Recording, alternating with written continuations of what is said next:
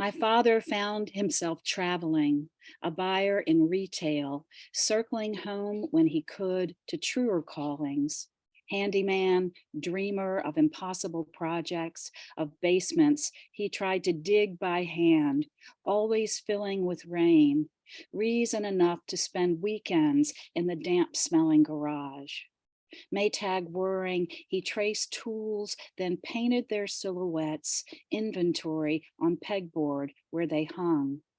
A practical matter to see what was missing by the shadows they left.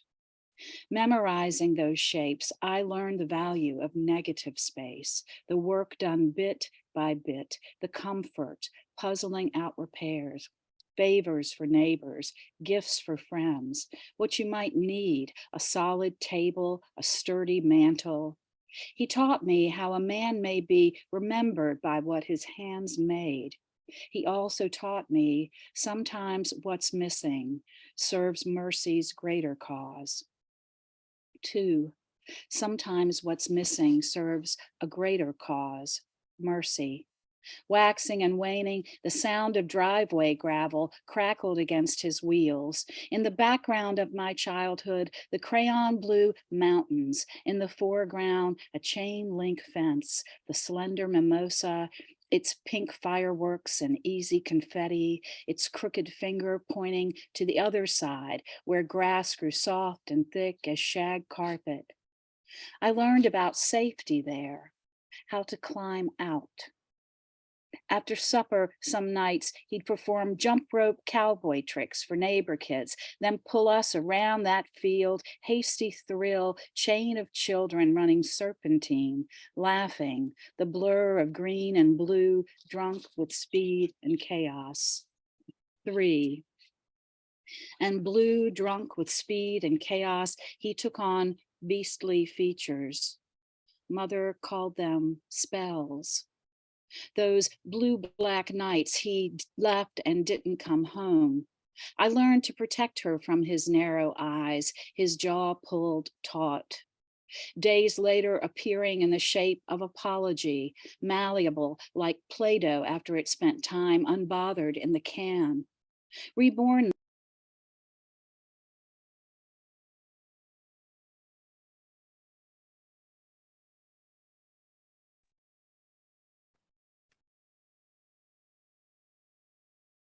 Tracy, you've actually accidentally been muted. I apologize. Please unmute.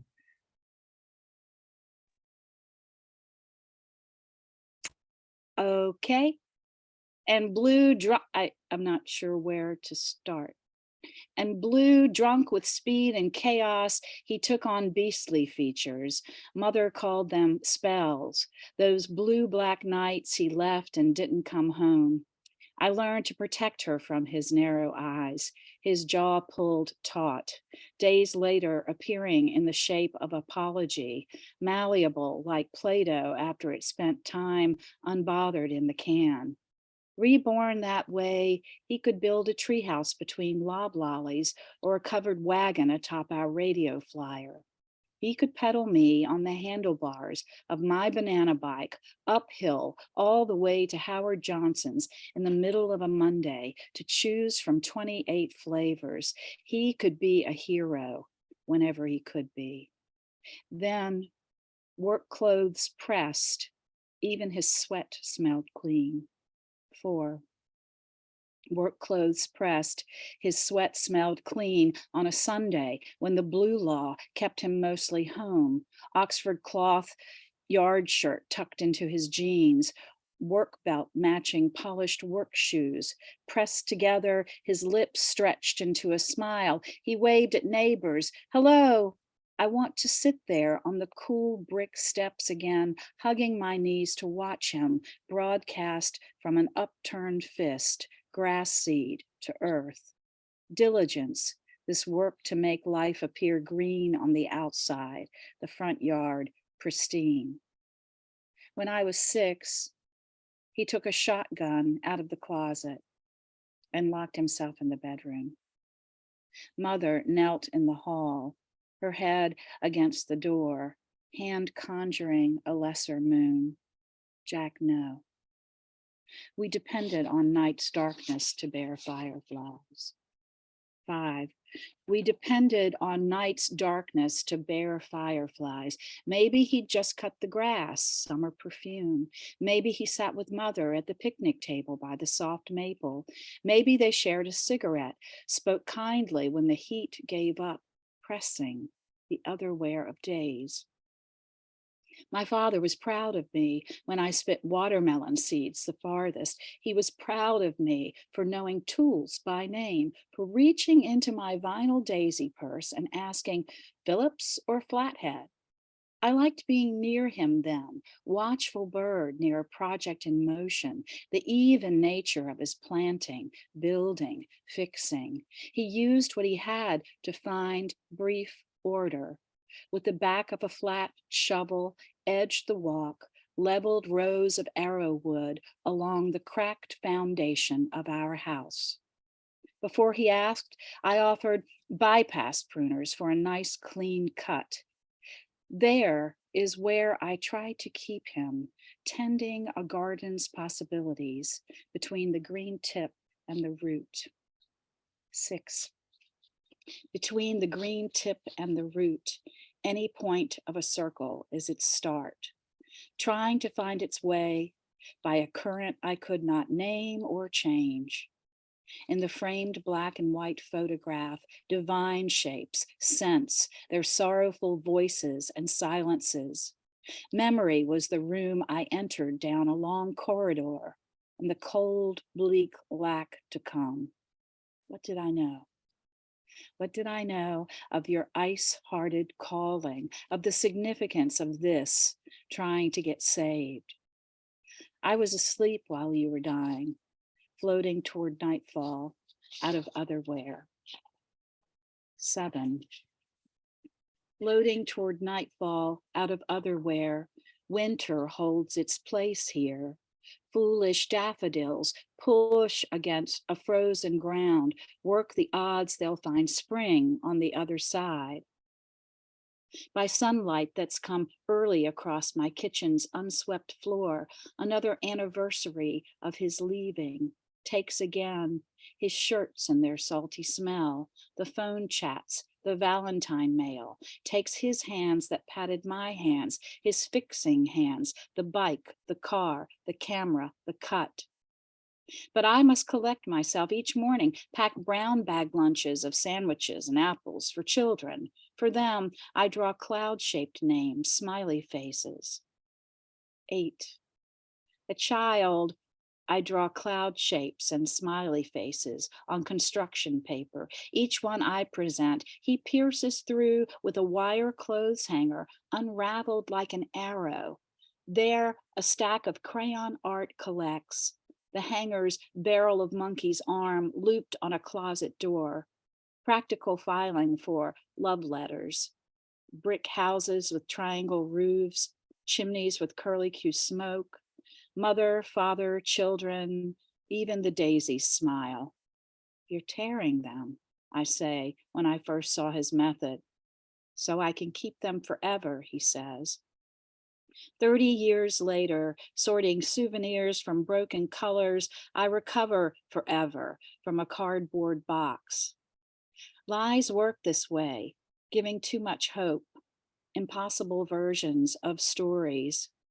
In dreams, my father travels from the purple moon and back to spare us all the wrong memories. 9. My father, to spare us all the wrong memories, chose an escape hatch. There are worse things than death, you come to learn. Shape-shifting is not like you see on television, sudden flash, enchantment. It is instead a gradual tearing of tender flesh, slow torture, jagged gibbous, racked rupture of creatures' fangs through human gums. We should have reckoned he'd sort out lycanthropy's terminal antidote, a gentler version of the silver bullet, there in the comfort of his garage. I'm here to tell you, sometimes the monster suffered the unspeakable. Small boy in a cramped house making a fortress, closet door against carnal pillage of brothers. There he crafts with clever hands airplanes from his own balsa design. In that space, glue fumes made him believe he was flying. But grown-ups must eke out a living. The boy puts away his useful toys, the level, the coping saw, the claw hammer. 10.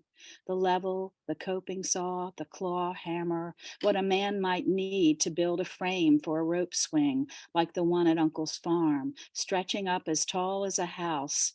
Every July, sweating in culottes, I ate only the crispy skin of fried chicken, throwing the rest away before anyone noticed I was wasting. Apple pies cut in quarters, shared with second cousins, trolls from Bridges who'd always say, if it weren't for reunions, we'd only see each other at funerals.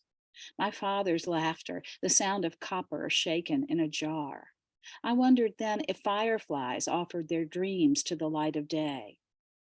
I cried when he pushed me too high on that big swing, knuckles white, gripping the coarse rope, my red PF flyers treading sky.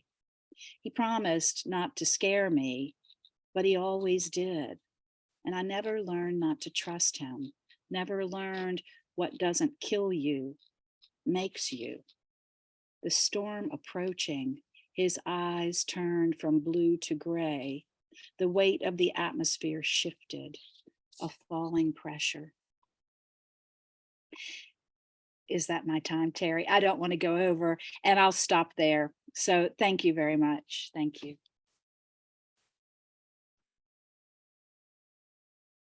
You're fine. You have 2 minutes. Unmute. You have 2 minutes. I'm good. That ends at a nice place, and I Okay. did not want to go over. Thank you. Thank you very much, Tracy. Yes. The marriage of the form and the content is just virtuosic. Thank you so much for reading that. 12 of those, or 10, or however many you read. Thank you so much. Yeah, wonderful job. Okay, next we have Dawn McGuire. Dawn is a neurologist and author of 4 poetry collections: Sleeping in Africa, Hands On, The Aphasia Cafe, An American Dream with Exit Wound. I placed in the chat earlier American Dream with Exit Wound, and that's available through Amazon and small press distribution. McGuire has won several poetry prizes, including the Indie Book Award for Poetry, the Troubadour Prize in the UK, the National League of American Pen Women, and the Sarah Lawrence Campbell Corner Academy of Language. Exchange Poetry Prize, for poems that treat larger themes with lyrical intensity. This will not be the first time I've heard Dawn McGuire read, but it's been a while. I'm really looking forward to it. Dawn, let's hear you read. Thank you, Terry, for all your gentle stewardship of poetry. You're really so appreciated. So I'd just like to start with an acknowledgement of what I love most about poetry.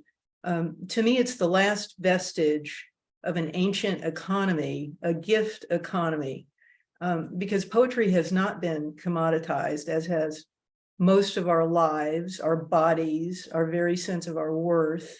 It just doesn't make money. And Louise Gluck, who just died about a week ago, and our only American poet who's won the Nobel Prize since T.S. Eliot, probably didn't sell more than a few thousand poetry books during her lifetime. And she said something that is very moving to me. She said, a writer's life is dignified by yearning, not made serene by sensations of achievement. And what she meant by yearning is that a poem and a poet wants to be heard and read actually craves that. It scratches an itch. So I appreciate so much all of you being here to scratch that itch with us. But I do want to start with a poem about what we poets can get for reading. It's called Dear Salvation Army. You can have the goat I got for reading my poems in Willits. He has balded my yard.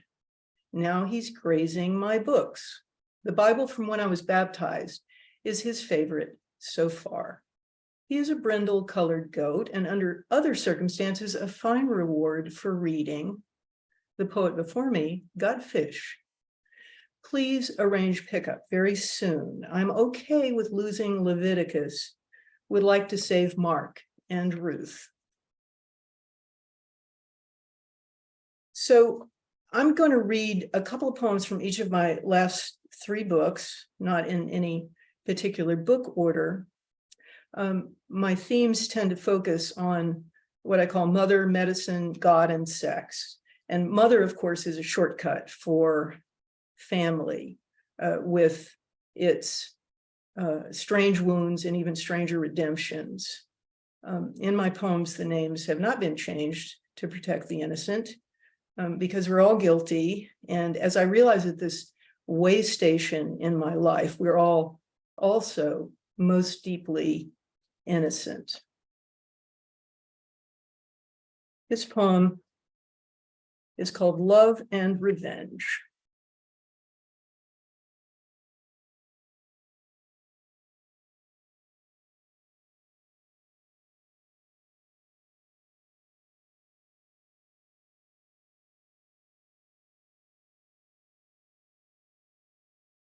Mom writes in her will that if anybody fights over stuff, it all goes to the dogs at the Keller County shelter. Mac and I, we don't fight. Not that we want to deprive the coonhounds, too old to go squirrel hunting, or the overstimulated pit bull mixes drop through the night slot when the new baby arrives. But at the millennial end of the decline from pre-famine Ireland to post-industrial Appalachia, as the #1 cash crop devolved from moonshine to methamphetamine, and the body count from speed and OxyContin increased to where they had to bring an embalmer in from Lexington to help out, Mac and I got out. And now neither one of us is willing to fight. Gray Granny's pie safe? Go ahead and take it. No, you. Whatever ends up beside our name is strapped onto the van without comment or complaint. Mac gets the mahogany dining table, seats 10, fine with me. He was still years from being born the time Daddy smashed a 5th of gin against it and gashed the grain down its whole length, and Mom's hurled a skillet at his head, while I, tilting sideways in my amniotic sac, was still believing I could get there in time. Now, other themes that I have worked with involve my career in neurology and neuroscience, especially the limbic system. You've probably heard about it, the famous amygdala, site of fear. But the limbic system in general is the old brain, and it's the site of all the primary pigments of our emotions. So we're talking not only fear, but rage, lust, envy, and jealousy. And our relatively new big brain, the neocortex, tries to control the limbic system, but often to no avail. So this next poem is called Jealousy. There is a reference to an enormous dog that is a Jeff Koons installation outside the Guggenheim Museum in Bilbao. It's a huge puppy made of flowers. There's also an ancient reference to the death and trial of Socrates. His persecutor or prosecutor, Anytus, should have been on his side because Anytus helped preserve democracy in Athens from the 30 tyrants that had taken over. But nonetheless, he wanted Socrates dead. Now, why? The poem may reveal at least some of my opinion about that. And so, jealousy. I'm drinking vino tinto in front of a 3-story dog made of flowers. The old distractions fail me. They even make things worse. I try church and end up cheeking the communion wafer like Thorazine as the white gowns glide past. Holy water splashes in and out of suppressed coves. I pick up a book I once loved, reread how Anytus risked his life to bring the 30 tyrants down, democracy back to Athens, then rushed to sentence Socrates to death. What chance do any of us have against desire? His handsome Alcibiades loved Socrates more. Even with enough white matter to circle twice the earth, we kill for love.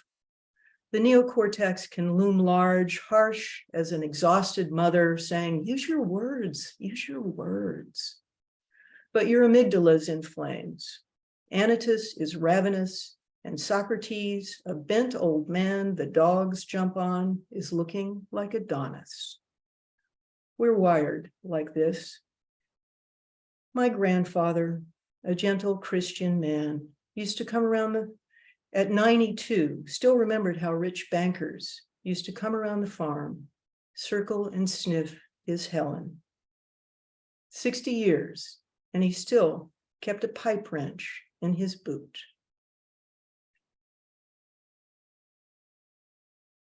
Also, my avocation, neurology, brought me into a relationship with my family that was a little more difficult, namely my father's stroke, which affected his ability to use one side of his body and especially his ability to use language. And yet, like so many of my patients who have had such afflictions, the brilliant ways that we accommodate and nonetheless manage to make ourselves known and understood. So this is called Aphasia Breaks the News. About hard candy, all that fussing, clumsy with the wrappers. Stop, I say, let me do that for you. But he seems to like whatever, the activity. Bacon, he says, bacon, bacon, working the one working corner of his mouth. I make the bacon. It lies untouched, curled like seahorse spines. My father's spine so curved his chin abrades his chest. Getting salve under there is a task. Up on his feet, he can't look up, barely a biped, shorter now by 6 inches. When I lift him and his sacrum makes that cracking sound, it doesn't seem to bother him. It sets my teeth on edge. I balance him against the door and wipe tarry strings of feces from his scrotum, this man I rarely saw without a tie. I tuck his gown back in and tilt him to the chair where he fiddles with the cellophane wrapper again, and I swear it's the last damn candy I get for him. He lifts his good hand north towards the frying pan. Dad, here, the bacon's on your plate. He regards me with complete dissatisfaction. I dose the eye that doesn't close so well with artificial tears. His better eyebrow slants, crackling the wrapper, he growls, bacon. And then I get it. Ah, it sounds like bacon frying. Good poem, Papa.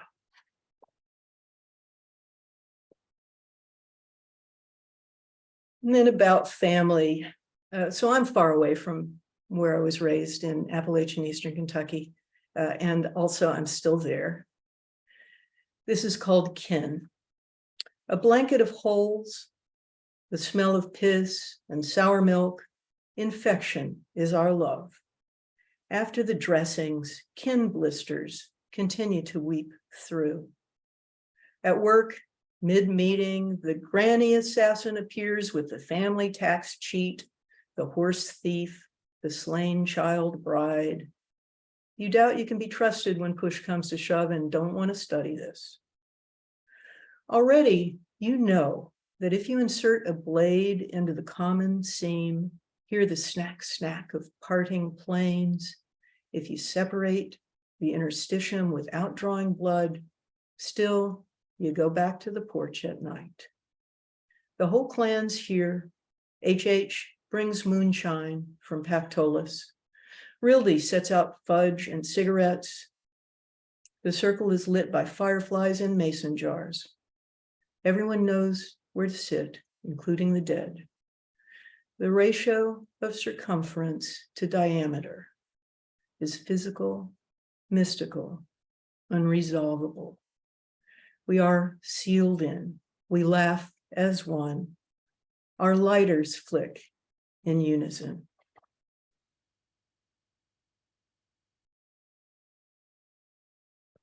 And I'm going to end with another Papa poem. It's called Speck. That March, my father told me that they found the speck at the beginning of the universe. He didn't call me up with the news. He waited to tell me in person. The scientists found that speck, he said, and it proves about God. This last, he added casually, his daughter being a skeptical scientist type, but I could tell he was satisfied, no less than if the Nobel Prize Committee came to Carter County and said, Eamon, you were right all along, sir. That dusk between the Farmer's Hardware and the Dollar Mart and west of Venus, I stopped the car. I knew he couldn't tell the comet's wheel and flare from a commuter craft, but I handed him his cane. His rheumy eyes, the color of a basset's haw. Cataracts, everything was haloed anyway. I told him this comet would come back in 3,000 years. These are some times, he said, tracking the DC-9 flying over Ashland. He was happy. I was happy. Whatever had happened, whatever conditions had concealed the place of understanding, the last of the family crystal smashed. We stood now, aligned at the shoulder, somebody's daughter, somebody's son. The night sky lightened a little before night, as if a kindred she-force let down her milk, and we each let the other drink first. Thank you so much. Thank you so much, Dawn. Your conversational diction, wedded with terrific music and marvelous truths, I think has probably touched all of us. Thank you very much for reading today. Okay, our third featured reader today is Catharine Clark-Sayles. She is a physician who recently retired after 40 years in practice. Her first two books of poetry, One Breath and Lifeboat, were published by Bach Press, and a chapbook, Brats, was published by Finishing Line Press. Her fourth book, The Telling, the Listening, is now available from St. Julian Press. And again, for those of you who came in after my opening statements, I have in the chat my website, terrylucas.com, the link to it, where you can find the complete bios of all three of our featured readers today, as well as reviews by me of Tracy's book and Catharine's book, both new books released from St. Julian Press. So now we welcome Catharine Clark-Sayles.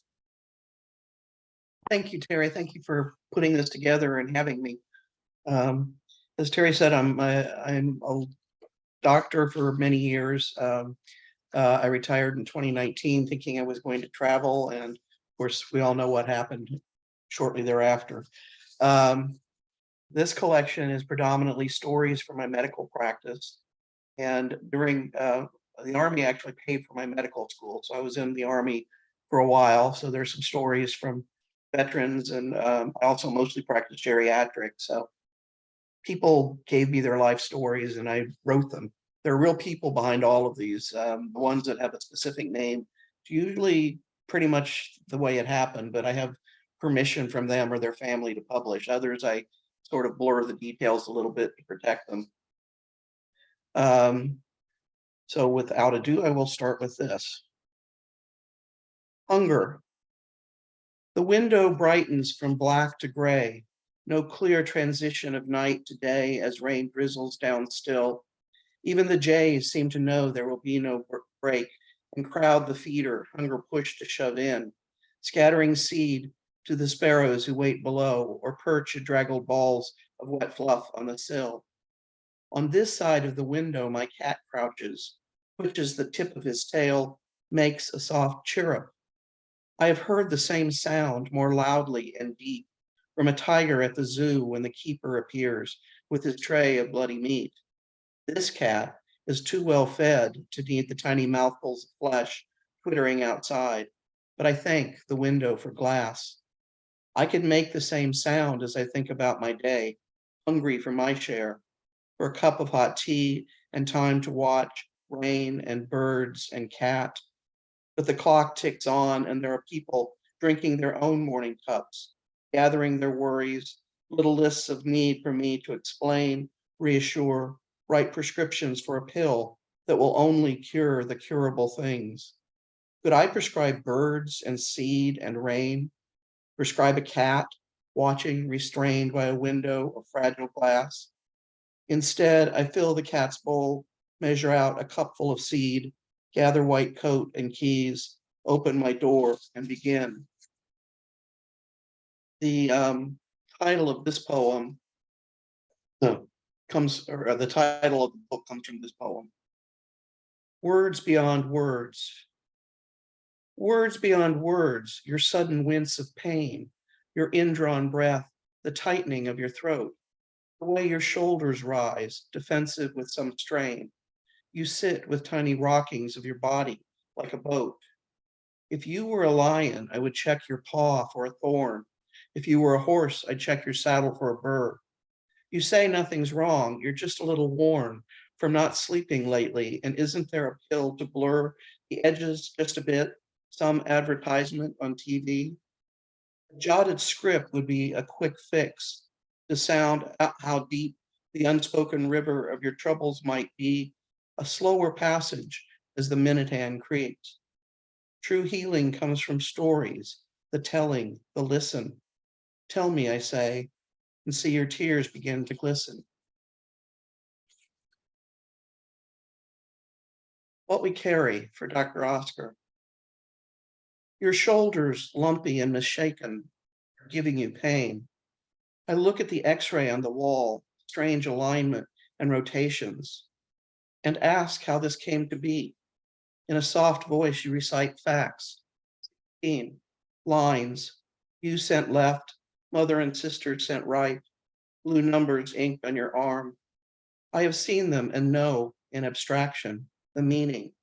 Now you tell me about beatings, of being hung by your wrist with hands tied behind your back, and a march through snow, how the ones who fell were shot. You tell me all this gently, and I hear the end of the story. American POWs dressed you in bits of their uniform, insisted you were one of them, how they helped you later to New York, to a life of poet, doctor, and scholar. Last month, a grandson's bar mitzvah. You say you don't really believe in God, but your grandson does, and you are proud of that. I struggle for balance, my careful objective distance smashed on the walls of your story. You apologize for tears in my eyes, but if you can bear to love children, love a woman for 57 years, love gardens, pear trees you grafted yourself, love the iambic beat of a poem, if you can bear to live, how can I not bear to carry your story?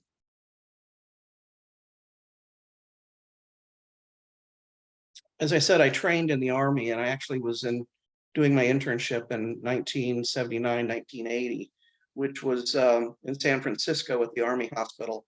It was also ground zero for AIDS. Naming the monster. Young man, completely healthy, till purple blotches on his face doubled in a week, lungs whited out, brain abscesses, oral fungus, on a vent on arrival, dead the next day. He was the first we could not save, then a second, a third, beautiful boys dead in days of exotic infections, sweating into skeletons, blind, confused, struggling to breathe, kissed by purple sarcomas. We wore masks and gloves, tried not to take fright about what we did not know. Stunned each morning at the counts. San Francisco, 1980. No one knew, but suspicion fell on bathhouses, something about being gay. Although the soldiers insisted, not me. Preachers claimed divine retribution. Army regulations demanded discharge to families that said, no, we won't take him back. Antibiotics did not work, and a blood splash, a needle stick might be deadly. We added face shields, extra gloves, and a name, AIDS, which did not tame it, did not save one, gave no one comfort.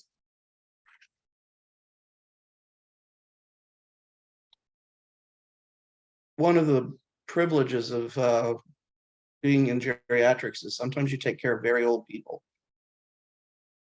Mercy for Camille. The nurse insisted I must come, must address a feeding tube, and I thought of a conversation with a rubber hose. Monsieur, let me introduce you to Mrs. C. She is 109 and does not eat, in clear violation of Title 22. To lose weight is a finable offense, easily prevented by a tube in the nose. She did nicely on brie and baguettes, nourishment for any Gaelic soul, until one too many falls brought her from her home to the mercy of a proper dietitian and a healthy diet of blandly low-fat food. Mrs. C ate little, then less. So, I said, we're worried. And she began, the quality of mercy is not strained. It droppeth as the gentle rain from heaven. Upon the planet, the place beneath, it is twice blessed. Quoting each line to the end. Mitigate the justice of your plea. She breathed. The world needs more Porsches. Are you going to be a Porsche? She got no tube. She did not eat. Died in a week. Death a gentle rain. Title 22 are the regulations that govern nursing homes in California, and they can be fined if patients lose weight. Hummingbird feeder in October. The nectar in my feeder may encourage some to stay when they should fly to southern climates where abundant blooms will feed them, and no freeze will stop the rapid flutters of a tiny heart. Put away the bottle or agree to vigilance. Keep the nectar filled and fresh, no matter darkness in the morning, fatigue when it's late, rain and cold that keeps me near the fire when I am home after too many hours of clinic, caring for infinite needs. The woman alone as cancer closes in, a mother locked in grief, a man who struggles to keep sober, the suicidal girl. No way to cut away pain, no cure in pills, just nectar drops of hope, a sweetness of belief as I make my hummingbird bargain. One of the things about geriatrics is you dread falls, as they're often the beginning of a long, slow decline. The sound of falling. Think of a sound, ripe pumpkin dropped to concrete. Imagine thick slippers, slick slippers, tile floor. The ER intern grins, squashed, squash, a little blood clot, she'll be fine. And I remember a time I thought sophisticated to say the same. But you've lost marigolds, Thailand, and long division. The last 2 weeks flattened with a few ruffled folds of brain. Now your rear flap untied, you shuffle slow-mo to the John, rubber-soled slippers squeak as they stick in the groove of last week. And you ask for the 10th time today, tell me again what went wrong. One of the rituals that doctors go through is morning rounds. And there's something that's called what we call pimping, which is you'll have all of the students and the junior doctors and senior doctors are all going around and seeing patients, and the senior doctors start asking increasingly obscure questions in an attempt to make you feel very, very small. And also internal medicine doctors call surgeons sharks. Swimming with sharks. John says doctors have trouble writing poems about, I don't know, guilty culpability, or maybe the ingrained response to morning rounds with its aggressive pimping for detail and obscure diagnosis. What? You can't tell me from memory the 27 causes of low sodium and the last 3 days of this patient's hemoglobin? We are taught that when you swim with sharks, you must never bleed. That enticing sweat of fear will bring an attack. Do not roll to show any soft underbelly of uncertainty if you want advancement in your field. Stay silent and shift to one side. If pinned, give an unrelated fact. It will take years to learn, I don't know, decades for I am sorry.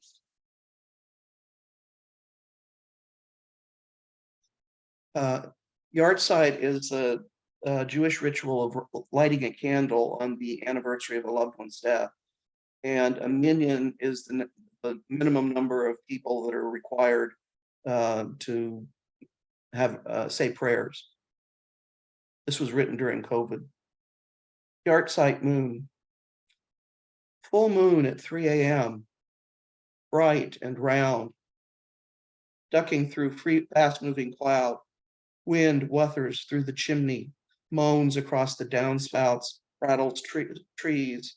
The house, a creaky ship in storm-frothed seas. Across the valley, scattered lights, porch lamps, street lights, windows. A car turns up a twisted drive. Neil Post, it is his mother's yahrzeit. He asks for prayers. Minions are uncertain in a time of viral plague, so we huddle away from smiles and touch the comforts ritual brings. My mother died 3 years ago. I add a prayer for her. I can't manage Hebrew, but read aloud the English words. May there be abundant peace from heaven. And the ones on the far hillside, are they awake to listen to the wind? Are they well? Are they afraid? And who listens to us all?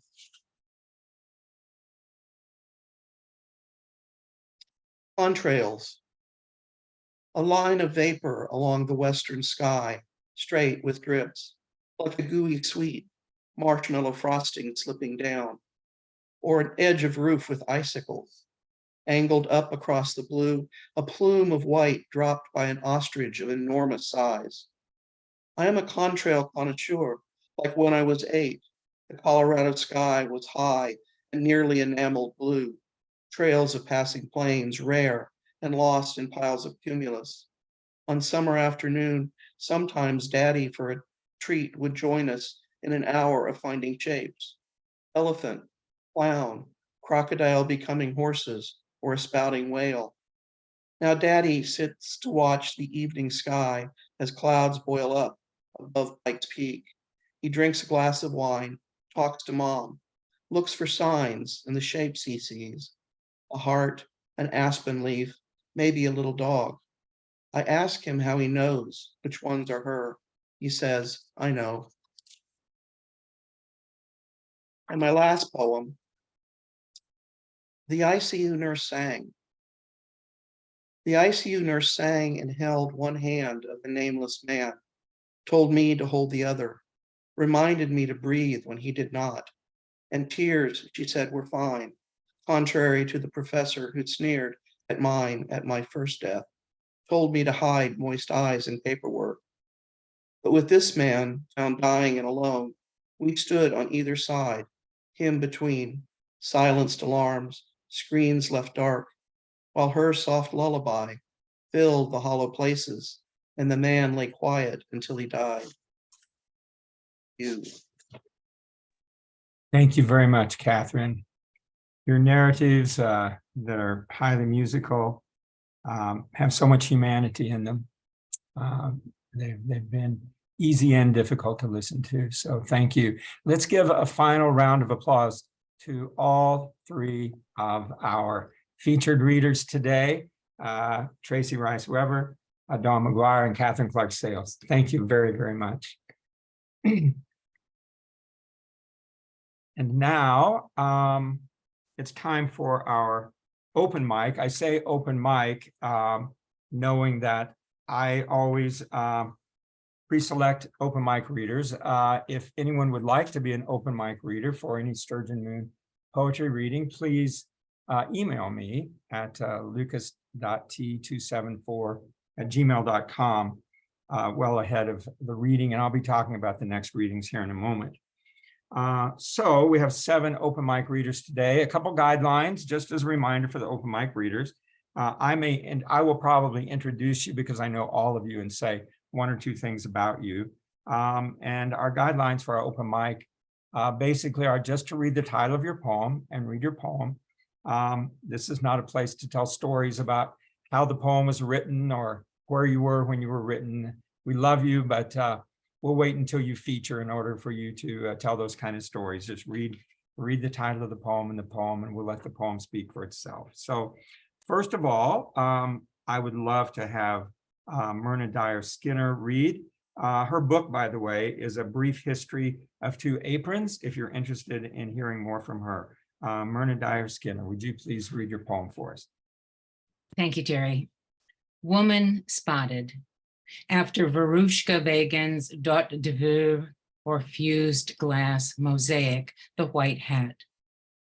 Beneath your white hat, Taylor Swift red lips, languid Daisy Buchanan eyes, blue, daring me, step closer. No, too close. Your allure blurs. From a distance, your visage emerges. Pure color glass dots converge. 1600, fired, fused to window glass, backed in black. I see reflecting in your pain my torso juxtaposed below your face. My face too endured fire, blistered beneath summer sun, burn damage hidden deep, last layer of my epidermis, percolating minuscule basal cells, pure cancer spots, waiting, 20 years to surface, scars visible close up. Thank you, Myrna. Always welcome at Sturgeon Moon Poetry. Thank you very much. Our next open mic reader is Stephen Reel. I've known, by the way, I know every one of these readers quite well, and I've known Myrna quite a while. I've known Stephen. I got my MFA with Stephen. His first book was Fellow Oddfellow. And Stephen, you have another book, 2021, Edgemere, is that correct? Very good. Would you give us the title of your poem and read your poem for us? This is called House Guests with AIDS. We put on a record to hear you sing. Your lover lights up. He didn't know you back then. Your pillbox alarm goes off again. Every few hours, it recalls the end. It's blank white, more recurrent than moonlight. This ticking oblong in your pocket that no one wants to talk about. Dizzy, nauseous, oh so thin, you can't attend to tonight's board game. Wordlessly putting stemware away, we wonder if you're still our guest or have already left. So this is death, this drift between here and gone, gone and here. Days later, behind the haze, you disappear. The poker-faced moon illuminates waving power lines through a scrim of clouds. Would that it witnessed us, half in darkness or eclipsing our light. Like a ghost, it reminds us how much glides past our earthbound sight. Thank you very much, Stephen. Thank you. Okay, next, I have on our open mic list, Barrett Warner. I don't see Barrett, but he may be here under another name. Barrett, are you here? Barrett Warner, by the way, is the editor-in-chief of Free State Review. It's a review I highly recommend. If you Google it, go online, you can see what Barrett is up to, and perhaps he was not able to make it today. And so next, Rick, are you here? Yes, I'm here. Oh, beautiful. So Rick, I mentioned earlier, Rick Ansel Pearson is a classmate of mine. I'm taking an advanced poetry workshop at the graduate school at New Mexico State University, just to see what these young poets are doing, as well as to get some critical feedback on my own work. You know, I get tired of being in workshops where everyone tells me how wonderful my poems are, and they don't do that. They're highly critical. And these are the folks that are readers for many of the journals that us old folks send to anyway. So it's been wonderful listening to them. And I invited Rick today. Rick, would you read a poem for us, please? Thanks very much for the opportunity, Terry. Thank you. This poem's called Alienism Clap. Involuntarily, they fade, alone with feeling. Was it doom? Barren water in the struggle, face pale and alone in my upward hell on the sandy shore. She, looking intimately, then nothing, apart, lost on the shore, always dark here, uninhabited black landscape. Others caught in human universe where breath is deepest. Someone scattered, roars, body falls down, pulling on steel-washed buildings. Forge my life, and she in consciousness, now little but a flesh football, calls my name, sounds alien. My answer to her, lying sensation, now but an echo in a vacuum. The sky sealed cold, clothes atomized away, before I could see the nothing in her. Where was I when I was falling? For you.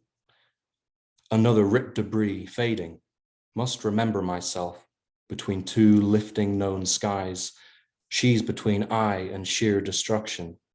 Impending surprise stops, body left still, by and by of darkness. She who was herself who overheard leaves like falling lashes. How naked I am before the rocks, here the spray mutters, rising into sea halves, and ever myself through fields of vision as nothing is in my mind. If the breath had sea eyes without universes behind me, deep stars above a seawall, place of beyond sky, I lie awake, lungs organic, gazing through clouds, feeling for a beating, catch myself in the mirror of that universe, raw and black, her concrete knees come drifting, the one who left me. My walking, falling steps, the visage can't come from the distant, erupted versions. Who propelled us there? Screamed of dominance, you, me, heart structures beat, eventually to the here of you and I, of the few known outer worlds. Footprints left in the sand where unknown central tides glide over fabricated fingers, the murring all into the sea. And Marcus, wasn't that me? My fragmented self, her reaching for me, separated, disappearing into silence, falls into the silent running ship. Thank you. Thank you very much, Rick. You read as well online as you do in class. Thank you so much. Thank you. And next up, I'm going to ask Shelley Chesley to read her poem. Shelley just had her first full-length book released from Longship Press entitled Come Back Behind Your Eyes, and that is available through Longship Press, if you'll Google that. It was just released just a couple of weeks ago. So Shelley, would you read us your poem, please? Bare trees of autumn, limb lines and tangles, seen in a state of undress, stir love for the bones. If you've the blessing of hearing ears, go gather music of those clothes. Count yourself among the gratefully listening season's witnesses. Shadow of squirrel, graceful on shadowy trunk, looks to run on ground. Invoking Plato's stories of people in caves, reason on the throne. Treasure your senses, root yourself in body time. The mind needs a home. The leaves need somewhere to cling. Thank you. Thank you, Shelley. Always good to have you at Sturgeon Moon Poetry.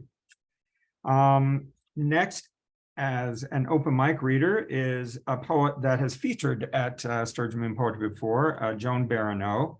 Her recent books are Reading Zimborska in a time of plague. That was the Rick Road Poetry Prize winner for 2023. And another recent book is A Slight Thing, Happiness by St. Julian Press.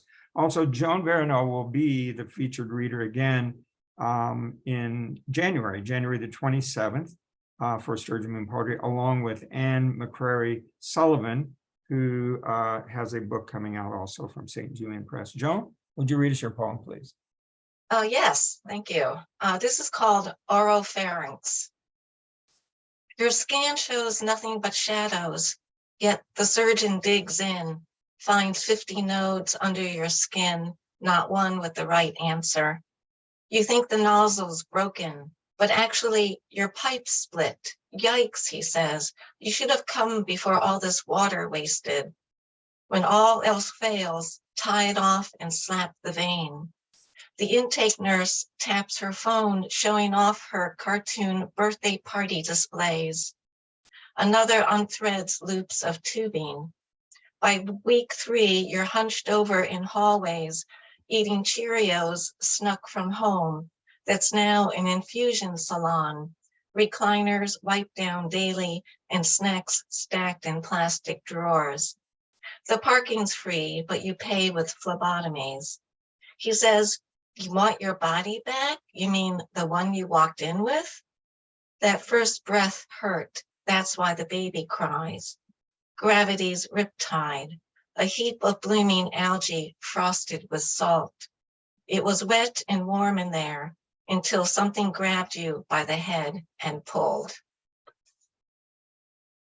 Thank you very much, Joan. Always good to have you at Sturgeon Moon Poetry. And then before I introduce our final open mic reader, David Watts, I just wanted to double check. Matt Byler, are you here? I saw you come on. I don't see you now. Okay, and Barrett Warner, did you join us? Okay, Matt Byler will be a featured reader with our next open and final open mic reader, David Watts. And they'll be featuring November the 18th. David Watts's most recent book of poems is Katie Bridge. It's forthcoming in November of 2023. And I don't know if he's going to read a poem from that or not, but I encourage everyone to come back for our November 18th reading with David Watts and Matt Byler, who is the author of Matrix. So David, would you read us your poem, please? Absolutely. And thank you very much, Terry, for the opportunity. I am going to read from Katie Bridge, the title poem. Katie Bridge. Rumored to be a lover's leap over shallow water, home of ghosts, river running low in summer.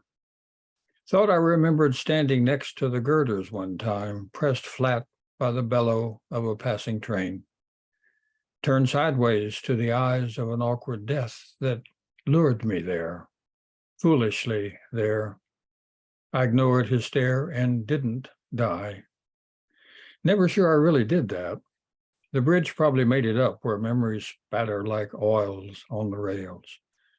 Mostly, it was a place to take your girlfriend for a scare, a kiss, and a dare, and beat it when the rails start to shake. Rare seasons I had one. Girlfriend, that is. Scary thought. Trains and girlfriends. What I can say is that walking the rails gets a tad different with trestles on either side of you. Always a train somewhere up the tracks headed your way.